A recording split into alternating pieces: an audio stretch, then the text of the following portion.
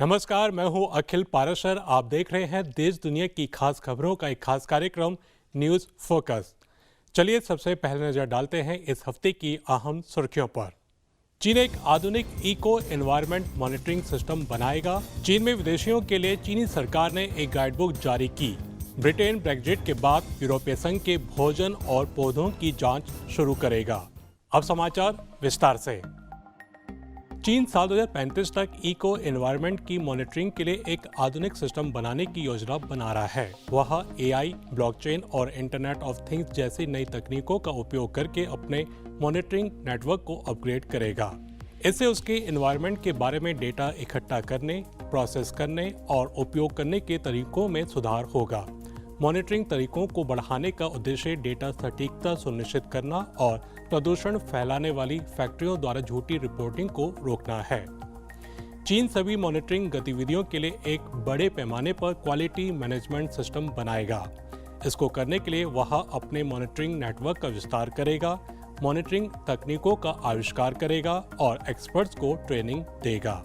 चीन के यूनान प्रांत के पुअर शहर में हाल ही में एक विशेष घटना हुई। वहां एक साल में 9 जंगली हाथियों के बच्चे पैदा हुए। विशाल आकार के ये एशियाई हाथी अपने बच्चों के साथ देखे गए, जो वाकई दुर्लभ है। दरअसल एशियाई हाथियों को बच्चा पैदा करने में 22 महीने तक का लंबे समय लगता है। हाथियों के बच्चों की संख्या में बढ़ोतरी से पता चलता है कि उनकी सुरक्षा के लिए यूनान प्रांत के प्रयास काम कर रहे हैं। यूनान में अब लगभग 360 एशियाई हाथी हैं, जो साल 1976 की तुलना में 2 गुना से भी अधिक है। लेकिन कभी कभी ये बड़े जानवर गांव वासियों के लिए समस्याएं पैदा कर सकते हैं। इन पर नजर रखने के लिए मॉनिटर ड्रोन और अन्य उपकरणों का इस्तेमाल करते हैं। चीन के वाणिज्य मंत्रालय ने चीन में रहने और काम करने वाले विदेशियों के लिए एक अपडेटेड गाइडबुक जारी की है। यह गाइडबुक चीन में व्यापार करने वाले और रहने वाले विदेशियों के लिए आवश्यक जानकारी और सहायता प्रदान करती है। इस गाइडबुक में चीन में जीवन के विभिन्न पहलुओं को शामिल किया गया है, जैसे निवास पंजीकरण, बैंकिंग, सिम कार्ड लेना इत्यादि। यह पब्लिक ट्रांसपोर्ट और ऑनलाइन ट्रेन टिकट बुकिंग सहित ट्रांसपोर्ट ऑप्शन की भी जानकारी देती है। इसके अलावा यह वीचैट और अलीपे जैसी लोकप्रिय मोबाइल पेमेंट सिस्टम के बारे में भी जानकारी देती है। नीतियों और प्रक्रियाओं में बदलाव को दर्शाने के लिए इस गाइडबुक को हर साल अपडेट किया जाता है। इन दिनों दक्षिणी चीन का हाइनान द्वीप घरेलू और विदेशी पर्यटकों की बढ़ती संख्या के साथ पर्यटन में उछाल का अनुभव कर रहा है। गर्म मौसम और खूबसूरत दृश्य इसे लोकप्रिय बनाते हैं, खासकर सर्दियों के दौरान। पिछले साल 9 करोड़ से ज्यादा पर्यटकों ने हाइनान का दौरा किया, जो कि पिछले वर्षों की तुलना में उल्लेखनीय वृद्धि है। माना जा रहा है कि साल 2035 तक हाइनान एक टॉप ग्लोबल टूरिज्म डेस्टिनेशन बन जाएगा और चीन इस लक्ष्य की दिशा में आगे बढ़ता हुआ दिख रहा है।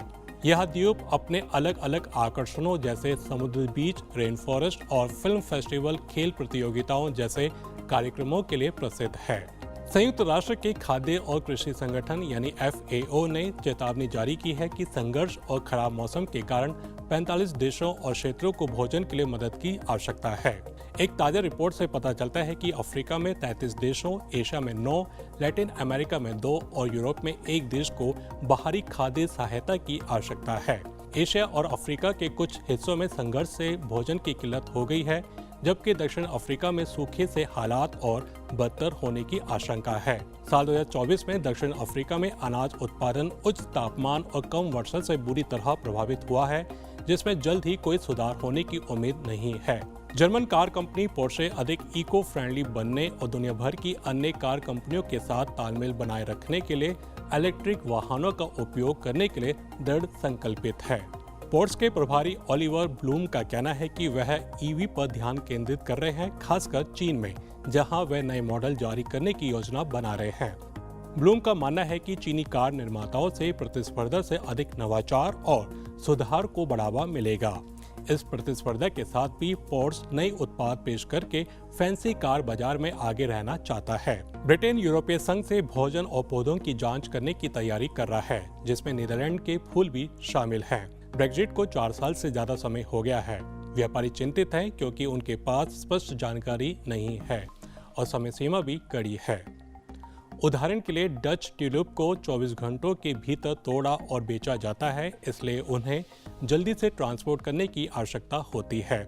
यह नई जांचें और कागजी कार्रवाई की आवश्यकताएं चीजों को धीमा कर सकती हैं। इससे डच विक्रेता और ब्रिटिश खरीदार दोनों प्रभावित होंगे। तो ये थी इस हफ्ते की खास खबरें। अब चलते हैं हमारे एक स्पेशल सेगमेंट की तरफ, न्यूज स्टोरी। चीन में हुई एक स्टडी में सामने आया है कि चीनी मार्शल आर्ट थाई ची का अभ्यास करने से एक गंभीर दिमागी बीमारी पार्किंसन के लक्षणों को कई सालों के लिए टाला जा सकता है। दरअसल पार्किंसन एक दिमागी बीमारी है जिसमें मरीज की स्थिति धीरे धीरे बिगड़ती चली जाती है। समय के साथ पार्किंसन से पीड़ित व्यक्तियों के लिए अपने शारीरिक गतिविधियों पर कंट्रोल बनाए रखना मुश्किल हो जाता है। हालांकि जर्नल ऑफ न्यूरोलॉजी, न्यूरोसर्जरी और साइकेट्री में प्रकाशित एक स्टडी से पता चलता है कि थाई ची का अभ्यास पार्किंसन बीमारी की गति को धीमा कर सकता है। इस स्टडी में पार्किंसन बीमारी से पीड़ित 334 मरीजों को शामिल किया गया। इनमें से 147 मरीजों के समूह ने हफ्ते में 2 बार 1 घंटे के लिए थाई ची का अभ्यास किया। इस स्टडी में पता चला कि जो लोग एक हफ्ते में 2 बार इस मार्शल आर्ट का अभ्यास करते हैं, उन्हें उन लोगों की तुलना में कम परेशानियां झेलनी पड़ती है जो इस मार्शल आर्ट का अभ्यास नहीं करते। चलिए जानते हैं कि पार्किंसन बीमारी आखिर होती क्या है। पार्किंसन बीमारी को समझने के लिए दुनिया भर में रिसर्च जारी है, लेकिन अब तक जो कुछ पता चला है उसके मुताबिक इस बीमारी से पीड़ित व्यक्ति का अपनी शारीरिक गतिविधियों पर कंट्रोल कम हो जाता है। उदाहरण के लिए उसे कंपन और मांसपेशियों में अकड़न जैसी दिक्कतों का सामना करना पड़ता है। इसके साथ ही इस बीमारी से जूझ रहे व्यक्ति को फिजिकल बैलेंस और कोऑर्डिनेशन बनाने में भी परेशानी आती है। उधर चीन की शंघाई च्याओथोंग यूनिवर्सिटी के स्कूल ऑफ मेडिसिन के अध्ययन में 5 साल तक पार्किंसन के सैकड़ों मरीजों की सेहत पर नजर रखी गई। इसमें एक समूह जिसमें 147 लोग थे, उन्होंने नियमित रूप से थाई ची का अभ्यास किया, जबकि 187 लोगों के समूह ने अभ्यास नहीं किया। और शोधकर्ताओं ने थाई ची का अभ्यास कर रहे समूहों में लक्षणों, मूवमेंट और संतुलन का अध्ययन करके पाया गया कि उसमें इस बीमारी की गति धीमी थी। इस समूह के मरीजों में चक्कर खाकर गिरने में कमी आई, पीठ दर्द में कमी आई, याददाश्त और एकाग्रता से जुड़ी दिक्कतों में कमी आई, नींद और जीवन की गुणवत्ता में सुधार हुआ। इससे पहले पार्किंसन से पीड़ित जिन लोगों ने थाई ची का 6 महीने तक अभ्यास किया, उनमें कई मामलों में सुधार देखा गया। जैसे वे बेहतर तरीके से चल पा रहे थे, उनके संतुलन और पोस्चर में भी सुधार देखा गया। जर्नल ऑफ न्यूरोलॉजी, न्यूरोसर्जरी और साइकेट्री में लिखे लेख पर डॉक्टर जनरल ली और उनके अन्य सह लेखक बताते हैं कि उनके अध्ययन से पता चलता है कि थाई ची के अभ्यास से पार्किंसन बीमारी पर प्रभावशाली असर पड़ता है। लेकिन वे ये भी मानते हैं कि ये शोध अभी काफी कम लोगों पर हुआ है और इससे ये साबित नहीं होता कि मरीजों के एक समूह में पॉजिटिव बदलाव की वजह सिर्फ थाई ची है। आइए अब जानते हैं कि यह थाई ची है क्या और इसके क्या फायदे हैं। थाई ची चीनी मार्शल आर्ट का ही एक रूप है। इसकी शुरुआत चीन में हुई। इसमें स्लो या धीमे मूवमेंट होते हैं और गहरी सांस ली जाती है। थाई ची से शरीर को शारीरिक और भावनात्मक रूप से फिट भी रखा जा सकता है। द चैरिटी पार्किंसन यूके ने थाई ची को धीमे मूवमेंट वाली शारीरिक गतिविधि बताया है जो जिंदगी और मूड को बेहतर बनाने में मदद करती है। वहीं डॉक्टरों का कहना है कि लंबे समय तक चलने वाली बीमारी के लिए थाई ची बहुत फायदेमंद साबित होती है। थाई ची शरीर के संतुलन को बेहतर करता है, स्पाइनल इंजरी और घुटने की चोट को ठीक करने में मददगार साबित होता है। थाई ची से शरीर के पोस्चर को ठीक किया जा सकता है। यह सिर्फ शरीर ही नहीं बल्कि मन भी शांत करता है।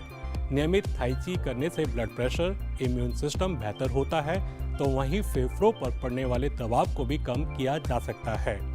इससे शरीर में ऑक्सीजन की मात्रा बढ़ती है और शरीर का बैलेंस भी बेहतर होता है। देखा जाए तो पिछले कुछ समय से भारत में भी पार्किंसन के मरीजों की संख्या बढ़ती दिख रही है।